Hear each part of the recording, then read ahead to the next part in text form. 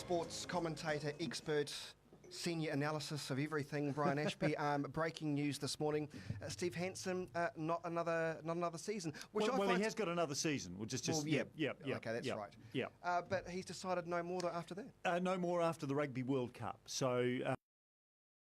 An even money bet, should I stay or should I go? And as the Clash song title goes, and no one really knew. He's playing his cards fairly close to the chest on this one. It was an interesting scenario because he'd talked about, if you might remember back, rugby fans might remember back, that he was previously contracted to 2017, so 2 years between Rugby World Cups. And he took an extension, a 2-year extension. Things were going along pretty nicely, so he was contracted till after the Lions tour. And he thought, well, look, we're tracking along nicely. Okay, life is okay. I'll continue until the end of the World Cup. There was some feeling that look, in terms of continuity with New Zealand rugby, the perfect scenario bringing a new coach in would be sort of that 2-year mark in between the 4-year cycle. So perhaps he might continue to the end of 21, but no, he's opted to pull the pin now. He's been head coach since 2012.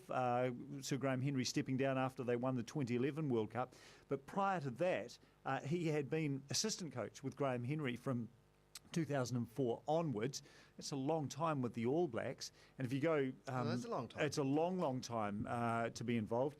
And directly before that, he was head coach of the Wales national team as well. So that is a long time in charge of an international rugby side in the Goldfish Bowl there, the high pressure, and it is extreme high pressure, particularly in New Zealand. You're really under the spotlight there. So it's almost like, because we're a bit obsessive and a bit cranky about it, it's almost like being the Prime Minister, really. Some would say it's even harder.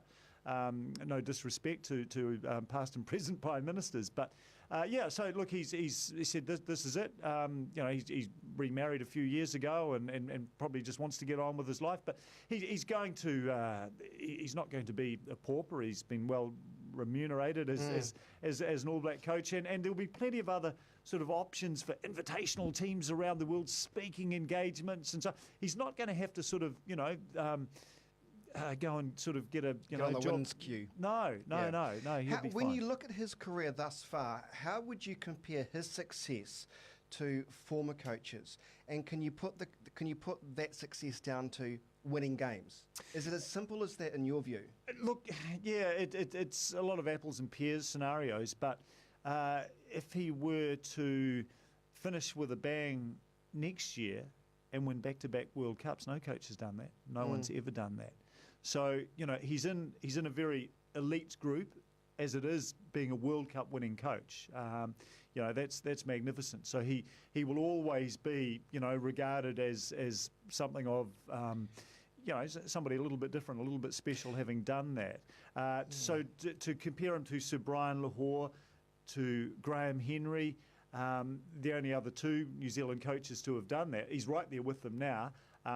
Would it change? I don't know. He said one of the great things about Steve Hanson is his ability, and before he was coaching at this level, at grassroots level, provincial level, very good at spotting talent, nurturing that talent, getting in the heads of the players, not necessarily telling them what they want to hear, but what they need to hear, what they need to do, how they need to behave to get to the next level, further and further up the food chain in the game. He's very much a player's coach. Hasn't always been good in terms of dealing with blokes like me, the media, and so I like the guy. He's a little bit different. But in some respects, his underwhelming delivery to the media has almost made it his charm in a way, and I think he has more respect for that because he's not dramatic. Yeah, no, that's right. Look, he used to be just downright confrontational. It's sort of like, we're going to do it this way and get stuffed. That was sort of the way it was. He's chilled out a little bit, and he sort of realises that actually, you need the media. This is countless hours of free airtime that you're getting on radio stations and television. In fact, we're actually paying for the rights to this sometimes. The acres of free column space that you get in the newspapers, you actually have to sell the game a little bit and do a wee bit. And he's learnt that over the years and got better at it. Do you suspect there will be people already now knocking on the door saying, pick me, do you think? But is that possible, though, because we've still got another rugby season to go? Or do you think that doesn't really matter now? Because if you win certain games internationally, isn't that going to help because we've got another 6 months to go? Well, look, we have got the luxury of time. It's good that it's out in the open now, focus on the World Cup.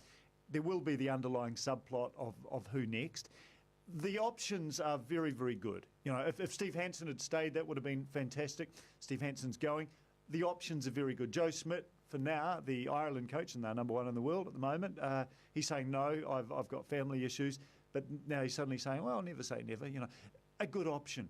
Vern Cotter, his coaching credentials overseas, Scotland and professional sides in Europe. Very, very good. Warren Gatland, probably not the most popular, but the Lions in Wales, a very good option. Scott Robertson here locally, the Crusaders coach, two-time defending Super Rugby champion, very appealing option. Ian Foster, assistant coach under Steve Hanson all these years.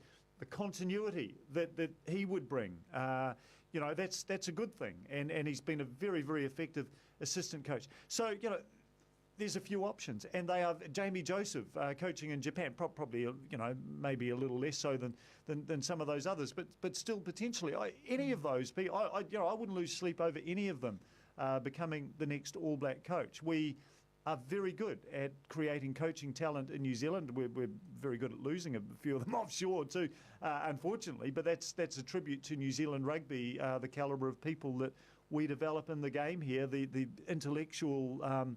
Nous with the game. New Zealanders, it's part of our DNA, and it's something that we are very, very good at. Even people that don't know the game or like the game a great deal, it is sort of ingrained in us as Kiwis. Some people, oh no, it's not. I hate it. But it's there. It is there, and it's positive. Yeah. And a time like now, we need all the positivity we can get, frankly. Sport is a wonderful thing, and people that are, a little bit wayward in life at times, sport can get you back and focus you and do wonderful things with your life. We will get you back in the studio, Brian, before midday to look at the year that was in sport, particularly local sport. Thank you for your analysis. Okay. Brian Ashby, every